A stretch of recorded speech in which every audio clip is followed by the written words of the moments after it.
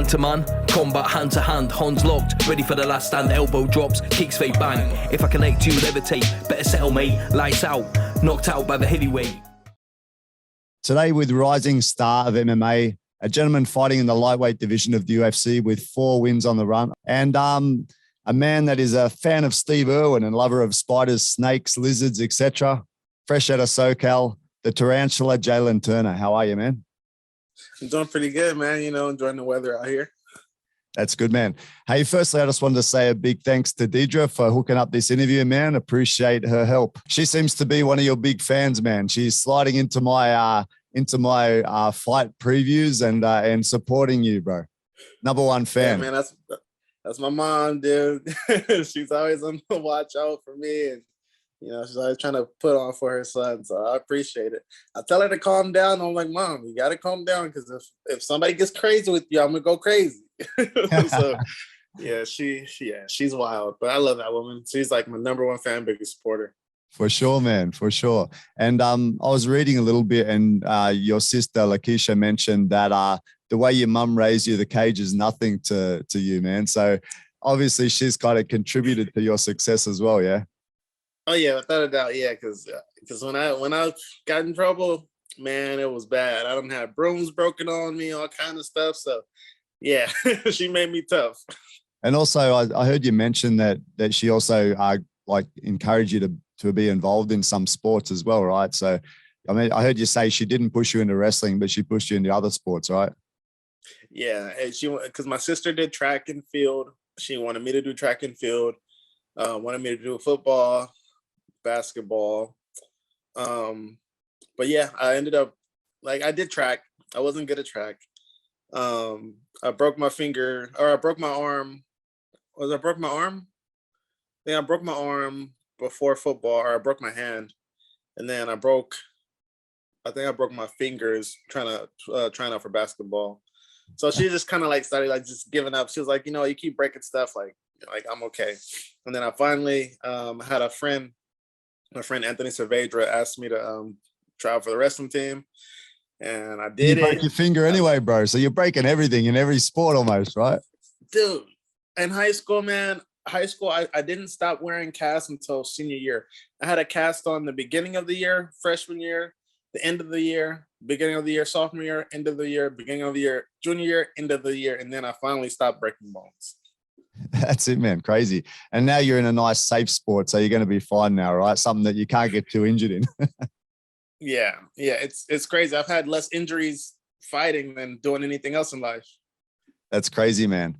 Now, man, something I wanted to take up with you. It seems like you've got a bit of a beef with the Aussies and the Kiwis now, bro. You slowly took out Josh Kulabau. You just had a recent win over Jamie Malaki. Now you're calling out Brad Riddell, man. What is it next? Are you going to be calling out Hooker, then take on Whitaker, and then take on Israel Adesanya for the title? Is that the plan? Take us all out?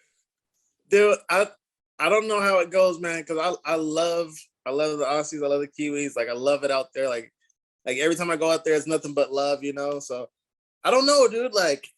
We just ended up getting lined up, and then I just was like, I mean, it's been working, so might as well keep the ball rolling in that direction. But no, dude, I'm a big fan of Israel, so I don't, yeah, and he's way bigger than me, so I don't think that'll ever happen. But yeah, Brad could be a possibility. That would be a fun fight. It would be all respect. I'm not big on calling people out. I wasn't trying to be all disrespectful or whatever, but you know, I just thought it would just be a good fight. It'd be a fun fight. He has a number next to his name. That'd be a good one. For sure, man. I've been watching a few different interviews and that, man, and I know they had to drag it out of you, right? I think it was Ariel or someone, I can't remember. Someone pulled it out of you, but you didn't want to talk about people and you didn't want to call anyone out. But I don't know, maybe you should, man, call people out, because that seems to be what people do, and it gets people fights, you know? Yeah, it does, but it's never really been me. If I had beef with somebody, we were gonna handle it. You know, we're gonna fight. I'm not big on the call outs. I like seeing other fighters do it. More power to them. But for me, it's not really my thing. Fair enough, man. Hey, so something that resonated with me was the fact that you said that you have you like Steve the crocodile hunter, and Steve Irwin, that is, sorry. And you've got obviously it's pretty known over the internet that you're a collector of animals, lots of tarantulas and this sort of thing, man. How did that come about? Like, you just must have a love for animals, right? Yeah, I got a couple dogs. I got rid of all my reptiles. I don't really have many reptiles right now. I'm trying to get another reptile boa. I want to get a couple Aki monitors, and then I got my tarantulas. Yeah, man, I think you visited Australia before, and Australia is kind of known as a place that has a lot of kind of dangerous animals, etc. Like where I grew up, man, we have a lot of spiders, and actually the spider over my shoulder, the black one, is called a funnel web spider. It's pretty common where I'm from. So I think it's a type of tarantula actually, but yeah, it's known because it can kill people. Like I remember once reading it was like a 15-minute time frame you can potentially die in from getting bitten by this spider, but it's everywhere. It's common in people's pools, in their backyard, etc. We have where I'm from, we have snakes in our backyard, different things coming in, and you seem to like these things a bit, eh? Yeah, dude. When I was in Australia, I was so upset I didn't get to like explore and adventure and see all that stuff. Like I want to like go like just see everything. I want to see the crocodiles, the wildlife, but I didn't get to. Like I just literally just went there. Like I was like so burnt out from like the fight and like just traveling and cutting weight that I just wanted to go home. So I definitely got to go out there and visit and see all the wildlife, see all the funnel web spiders, For see sure, man. all the snakes, crocodiles, koalas, kangaroos. You have it, whatever's out there. I want to go see it all. Yeah, man, there's plenty of potential killers for you to check out. Obviously, spiders and snakes and that, but I think you're in Melbourne, right? Like not far from there, they have the great white sharks. You can go out in cages and see those ones. Up north, there's the saltwater crocodiles, box jellyfish, all these crazy things. But one thing, I don't know if you've heard of these what are they called? Sorry, drop bears. Have you heard of this one? Mm. Drop bear. It's a type of like a koala. People think koalas are all friendly. That this thing called a drop bear. It's actually killed tourists before. They drop down from the trees and they attack people, bro. What? That's Crazy, dope. right? Anyway, bro, moving on with things. Hey, so I just wanted to go back a little bit, man. Obviously, you've been on a long journey so far, and it's going to continue on for a lot longer, I guess. I just want to talk about like how you or why you kicked off and into martial arts, etc. You talked about trying different sports. You tried wrestling, didn't quite work out for you with that injury. Then you had some friends training. You had a friend, Aristo, was it? Did you say Aristo? Your mate that was a decent Thai boxer or something, and you spar with him. You did pretty well, and then you said, "Rightio, this is a sport I can try. I might be successful. It might be a career for me." And met on from there, man. But what drives you to kind of do fighting sports? Man, like it was just honestly like when it first started, I didn't know what I was going to do with school. I didn't want to go to college. Didn't know what I was going to go study if I went to college. And, you know, after I did all those things and train with my friends, and I was like, man, like maybe I could do this for a career. Like maybe I can pursue this, you know? So I started training in my backyard. It just had the motive, and it all paid off for me. And ever since, like, I just was like, I always felt like I didn't have any other option. That's like at some point I was like, there's nothing I really wanted to do. Like there was nothing that like would get me out of bed in the morning and make me want to be like, yeah, I want to do this like another 10 years, 20 years, you know, as long as I can. Like there was nothing brought me that pleasure besides fighting. So I think that was a big drive and motivator for me. And I just always felt like I could do it. You know, I always felt like I could be a champion. I could be something great. You know, even when life knocked me down or, you know, I took my losses, like I just always felt like I could still persevere and be the best at this or be one of the best, become a legend, do something special, because I always heard it, I always showed it in the gym, like training. Like I had a good support system. Like my mom always supported me. So like, if you're going to do this, you got to do it like fully. Don't half-ass it. And yeah, like all that drove me and motivated me. And then, you know, I had friends and teammates that like fell off and like stopped training, stopped fighting. I had older mentors that would tell me like, hey, keep doing this, you know, like I had to stop because of so and so XYZ. And that always just boosted me. I was blessed with how many people supported me and motivated me, you know. And that's really like what's gotten me this far, is just the positivity that I've had around me. That's cool, man. But I think you've got a fair bit of positivity yourself.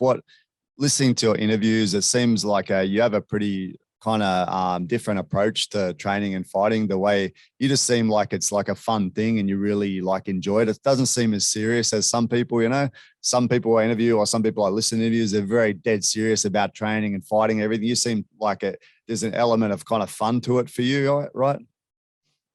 Yeah, don't get me wrong. Like there's days where I just hate it. There's days where I'm like there's things I don't want to do. There's things I don't like about it. I hate cutting weight, but the way I program my mind in like these last couple of years is to enjoy it all, because it's not going to last. Like everything comes to an end at some point. So when you start realizing that and just really pay attention to that, like it makes you enjoy the moments, because like I said, again, like I had mentors tell me like, pursue this, do that, push, like if it was them, they'd want to be in my shoes. Like, and I realized that I'm like, man, like there's people that want my position. There's people that want to do what I do. Like there's people that don't get this opportunity. So like, why would I like not enjoy it to the fullest, not seize it? Like even the hard days of training where I'm getting my ass whooped, I'm like, I'll be mad in the moment, but when like I rethink it and refresh it, I'm glad I got to do that. I'm glad I got the experience. Life's all about experiences, and once like I started putting that in my mind and applying it to my training, my everyday life, like life got better, and I just want to keep it ascending and keep it going better. I was talking to a fighter last week called Cam Ralston. He's actually from the CKB gym as well, same as Adesanya and Riddell, and he was saying that he really enjoys the fact that he gets up in the morning. He doesn't need to put on a suit, doesn't need to put on working clothes like a reflective vest or anything. He can just put on his casual clothes, his flip-flops, cruise into the gym and talk shit all day. It's quite a different lifestyle, dude. right? Yeah, man, it's a completely different life. That's how I just went to the gym right now. Just flip-flops, and shorts and a shirt and just cruising, You're your own boss. You get to make your own schedule.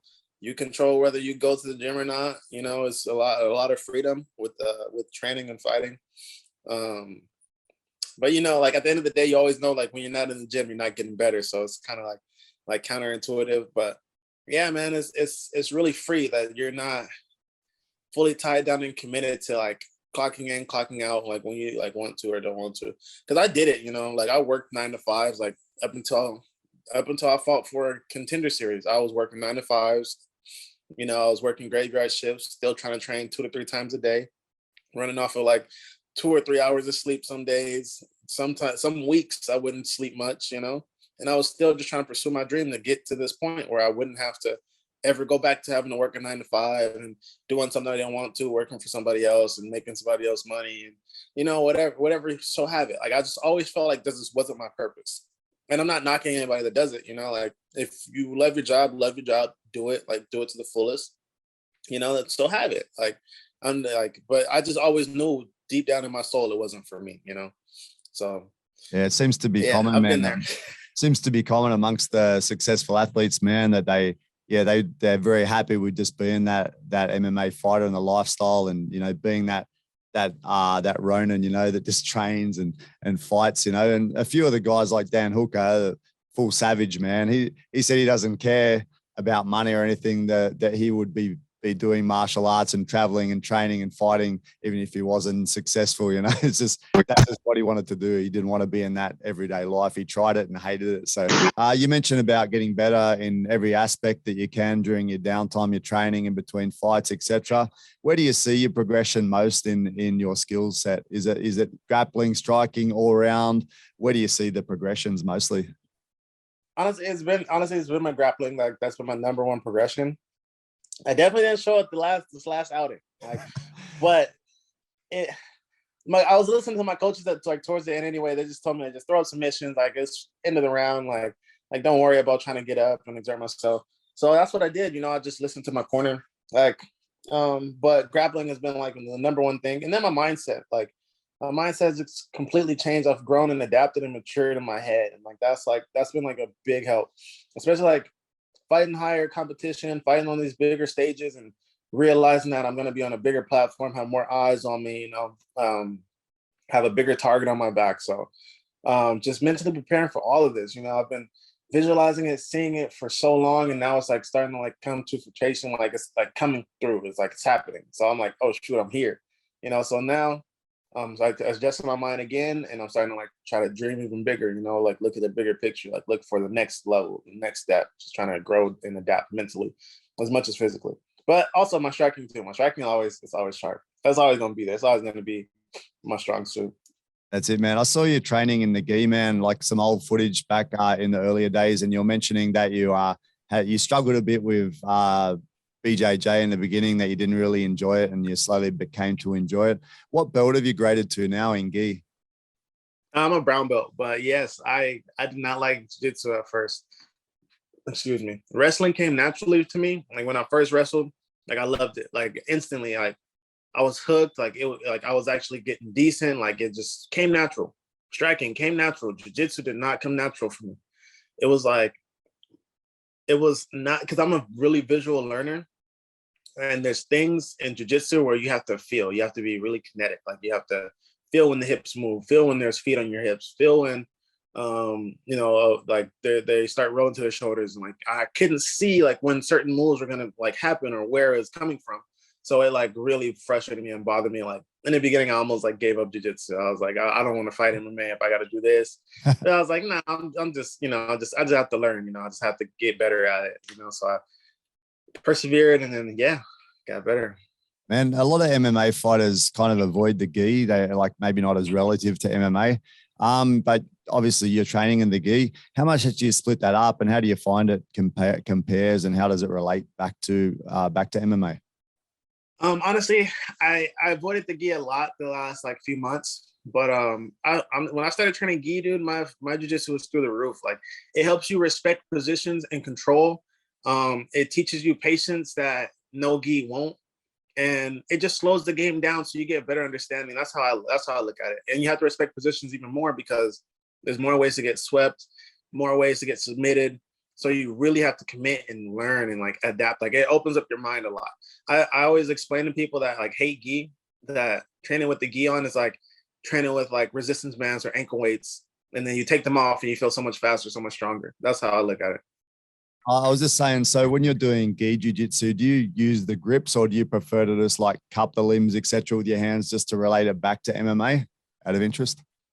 No, I definitely use the grips. I utilize everything I can. I'm grabbing lapels, I'm grabbing sleeves, leg sleeves, everything. Yeah, man. And what's your favorite sort of part of MMA? Like obviously you said you like stand-up. Stand-up's always going to be there, but what do you like? What are your favorite techniques, be it jiu-jitsu, be it stand-up? Dang,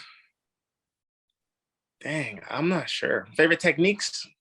Yeah, like maybe you favor certain submissions, or you favor certain strikes, or you just like, you like flashy. I saw you doing some sort of spinning hook kick in one of the videos. What do you like, man?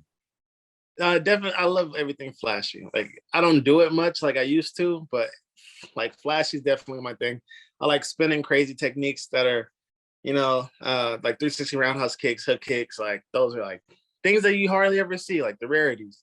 And then jiu-jitsu wise, grappling wise, I think my favorite submissions are heel hooks, most definitely. I don't throw them on in fights because it's just bad positions. Like you can get hit from them. So Did you see Gary Tonnen last week? Nah, I missed it. Have a look at Gary Tonnen, man. He's hunting the heel so hard, and he just got destroyed. Like that, obviously, like you said, you're very vulnerable in an MMA fight, heel hooking, but that's his strength. He could have just easily tore the guy's knee out, but he happened to get caught and knocked unconscious. Have a look at it; it's very interesting. From one of the best heel hookers ever, right? I think I've seen that. Yeah. All right, man. Hey, so I want to ask you some basic questions about fighting again. Like, what do you get out of the actual fighting part? Like, why do you do it? Obviously, you do it because you do it as a career. Is there any other reasons that you fight? Dude, like I love it. Like I love it. I hate it. It's really, it's like a test. It's a test. I'm going to go see if my skills are better than another person's skills. I've been training to do exactly the same thing as me. I want to see if they're gonna if how they game plan better than me, if they train harder than me, if they learn better than me, or if their skills are more adapted than mine. I'm not super competitive, I guess. It's more about like me learning. It's like an adaptive learning skill. And like I at the same time, like I want to win. I want to beat the person. I want to, I put all this work in. Like I might as well go see what it's about. Like what we're gonna do. But yeah, man. And honestly, I've been doing it so long. Like I really don't know nothing else. I've been fighting since I was like 18. 17, 18. That's all I really know. And even back then, like I was fighting people that trained since they were little kids, and I was beating them. I was like, oh, well, I'm good at this. Let me just keep being good at this. Man, you mentioned just then about it, getting in to fight other people who have been training. That's a tough thing, man. Like you're getting in, especially now you're in the big league, UFC, fighting other trained killers that are training just as hard as you, most likely to be up at that level. How do you deal with that psychologically? Like it's a tough thing for normal people. That's like almost impossible to get up, think about getting up and fighting a professional fighter at that level. So how do you handle it mentally? Honestly, just I've trained with world champions in my weight class and done good against them. Like I've trained with high level fighters like my entire career. Like I was like 21. I went to Jackson Wink Academy, and I trained with John Jones and all those dudes. Like I've like Carlos Condit. Like I've been around. I've trained with high level guys since I started, and I just like I always knew like I could be one of them. So ever since then, it just gave me confidence, gave me gave me the boost I needed. And then I just needed the octagon time, and it's just on my time to shine. A little things here and there that I need to work on, but yeah, that's gave me all the confidence in the world. Awesome, man. Hey, I was watching an old video. You're training striking with Jason Perillo. Who are you training with now? Anthony Gonzalez. Anthony Gonzalez. And what's the gym called that you're out of? I'm still at Ruka. Still at Ruka. Oh, okay, yeah, cool.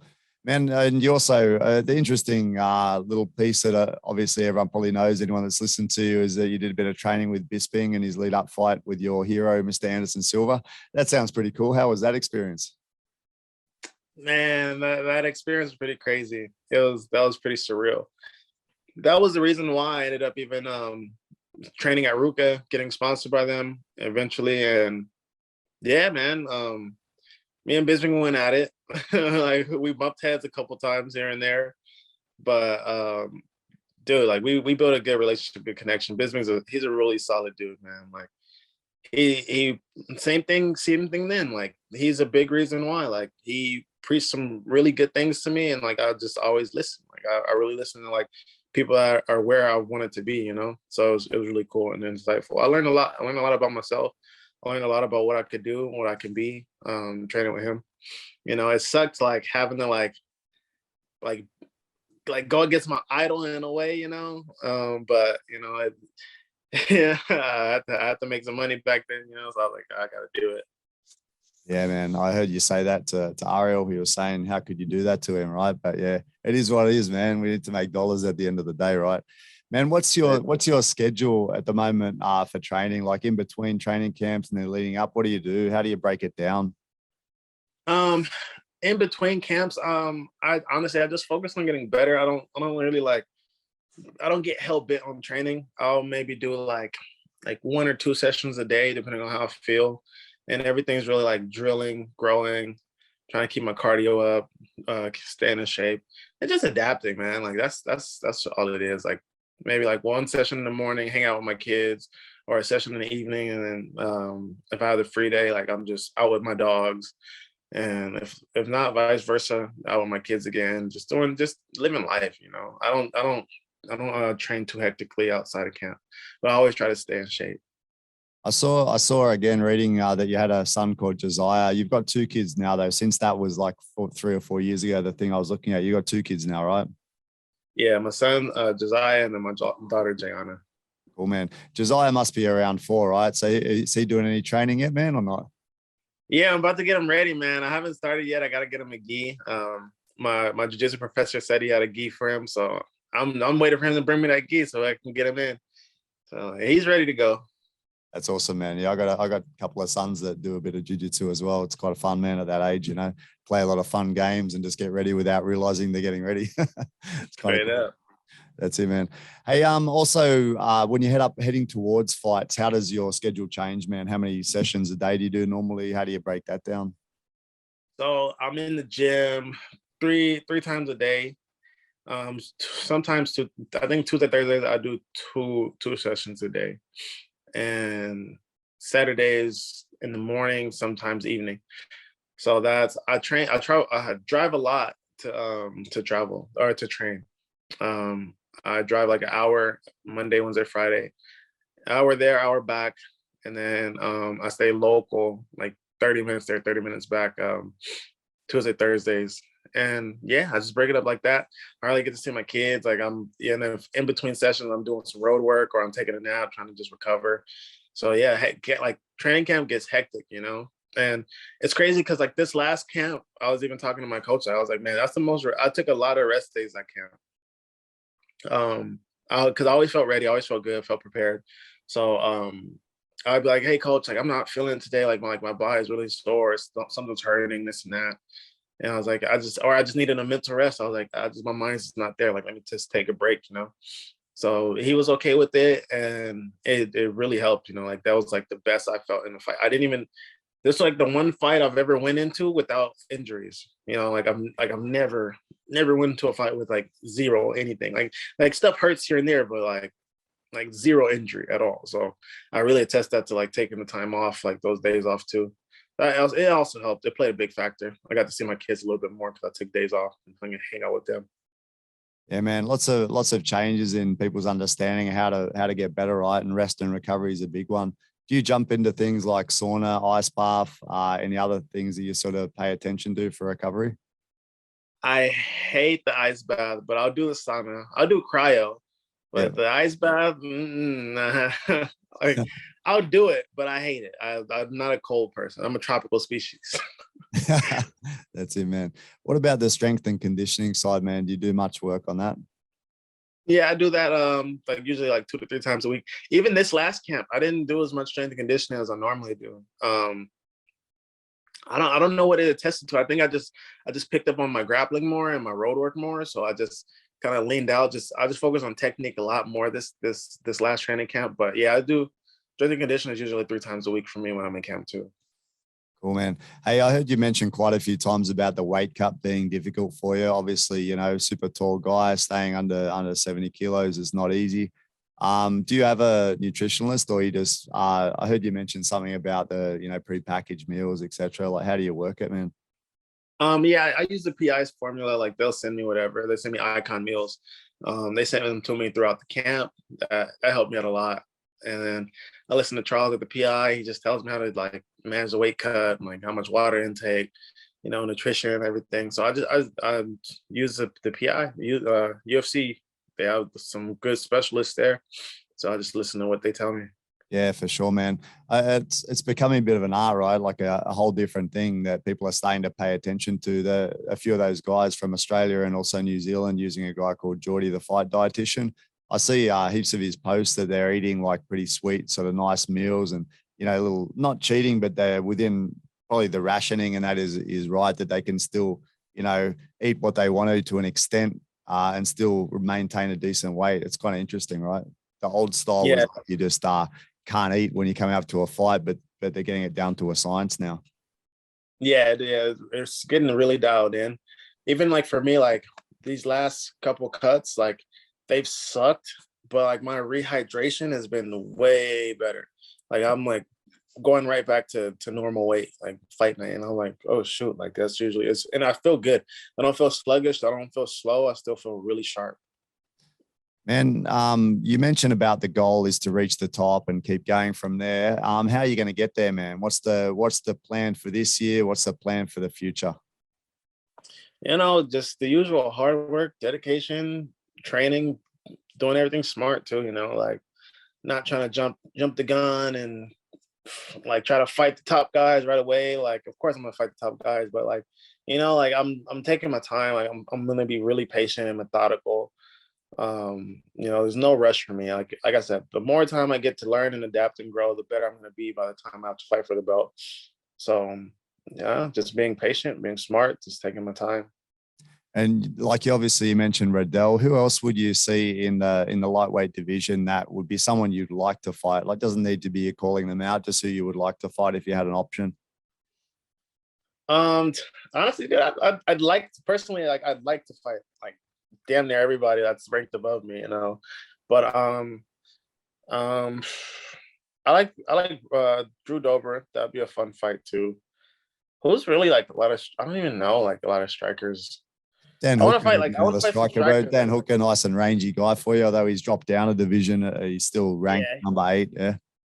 dude, I don't know how he made 45, dude. Like, I don't understand it. Like, I've seen him, not this fight, but my last fight. I seen him in person. I was like, dude, you're huge. I was like, he's big. He's like 6 feet. I was like, bro, how are you making 145? Like, I feel like he looks like more solid than me up top. You know, I was like, damn. So, Yeah, but yeah, Dan would be a fun. Like, I'd rather train with Dan than try to fight him. You know, I'd rather learn and pick his brain because like I like his style. Like he's cool, especially like now he's not a lightweight. Like he's not on my radar anymore. So that'd be cool. And he fought. I'm pretty sure when I first met him, I'm pretty sure he was at 145 as well over here in China, and he went back to New Zealand, fought a heavyweight, and he was weighing not that far off. I think he was in the 80s, 80 kilos plus. Like, pretty crazy, man. He goes up and down. He doesn't give a fuck. He'll fight anyone. This guy, crazy. Yeah. Dan's an OG. He's a thug for that. That's it, man. Hey, last thing, I just wanted to see if there's any chance of having a look at your collection, bro, your spider collection. Is it possible to have a look or not? Yeah, let's see. Let's do this. Let me see if I can turn the camera.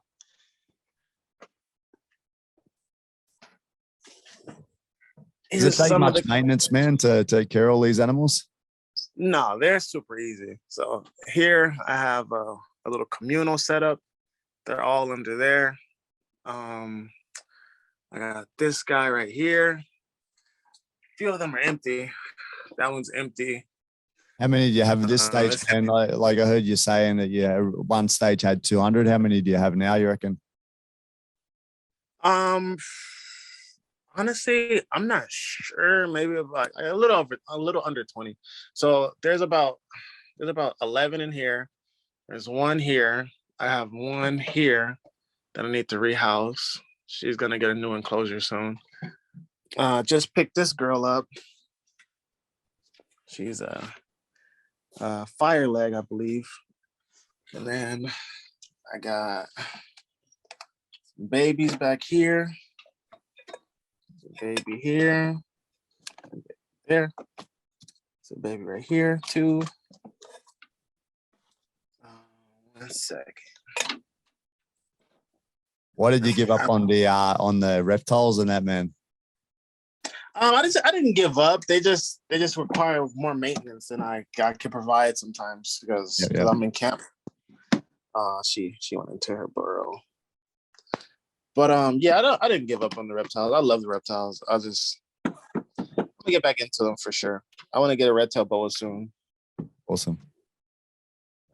Yeah, my jiu-jitsu instructor has a nice little boa constrictor thing. Not a boa constrictor, a little constrictor. It's like a yellow one. I think I saw a picture of one with you maybe recently. Did you have a yellow colored constrictor type snake before?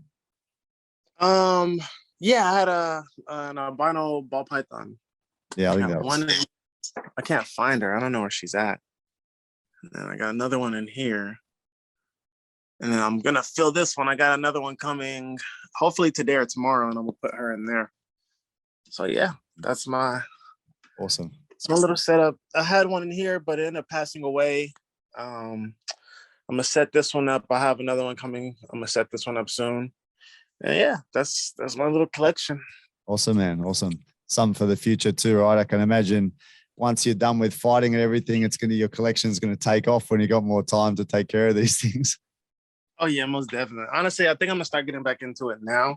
I'm just not gonna breed them or anything, but I want to start building my collection again. It just feels good having a lot of teas, but now I want like certain species. Like I don't want to just get everything. I kind of just want to I want to get my favorites first. So I want to get a Pamphobeteus antinus. I want to get a Theraphosa blondie. And I want to get all the Pulsiloctheria species. And then these are all tarantula species, are they? Yeah. and then I want to get majority of the avicularia species, and then I'll be set. And did you grow up in an area that over there that actually has many spiders, or it's not really where you are? Dude, you can get anything in California. I mean, like living, like naturally living. No, yeah, no.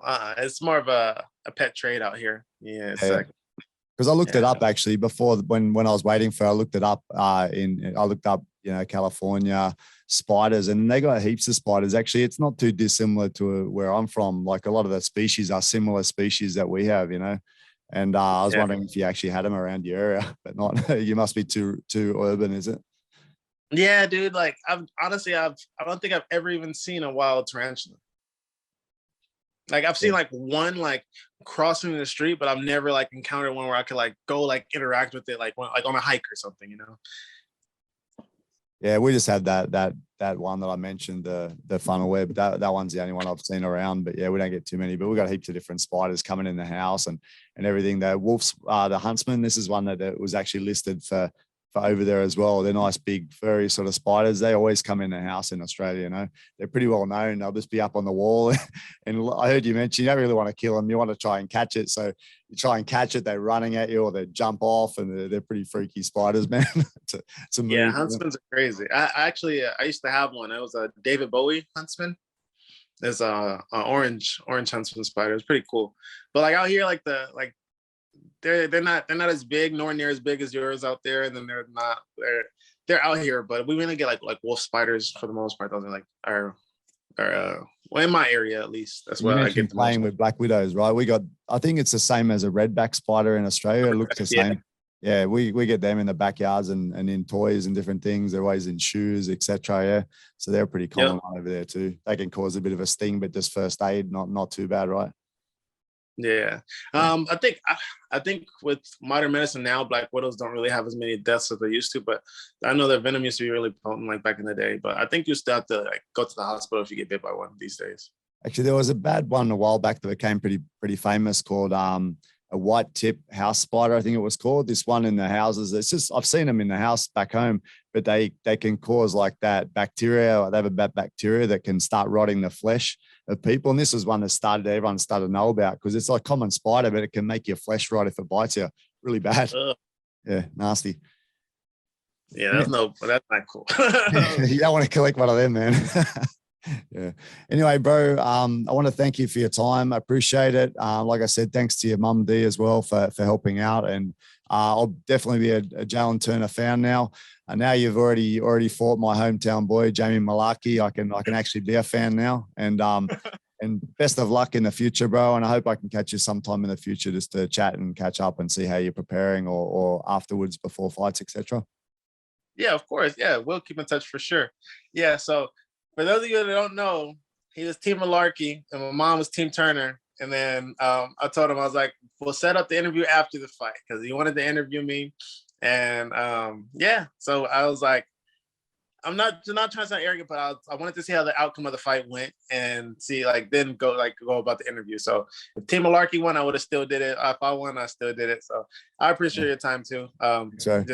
I feel like you get a better interview after the fact. Yeah, for sure, man. And yeah, actually, Malaki, we went to the same school and everything, bro. Obviously, he's plenty younger than me, but same school. I can't go against my boy, right? Same area, same school. Have to back him, man. It was actually a good fight up until you taking him out, bro. But some nice exchanges from both sides, man. What did you feel from Jamie? Just quickly before you go. Dude, that dude is tough, bro. He's like, my respect to him, hats off to him. Like I knew it was gonna be tough going into the fight, but damn, like he was way tougher than I expected. So I was like, all respect to Jamie. Like he was a great competitor, great opponent. Like, and he was really humble after. Like I like that. Like nice guy, cool dude. Like I definitely train with him. I definitely, like if he has to fight a tall guy, like I'll come help him out. Like he's cool. Like he has my respect. Him and Josh too. Like Josh was a really cool dude too. So dude, I got nothing but love for you guys out there. I don't know why we always got to fight each other, but like I love like Kiwi, Aussie, like I love you guys, like for real. Sure, man. Sure. You declared war against the Anzacs, but you love us anyway. No problem, bro. We'll catch you in the future and have a chat about it. After you fight the next Aussie or Kiwi, we'll have a chat. All right. All right, bro. No doubt. Thanks, man. See ya. Appreciate your time.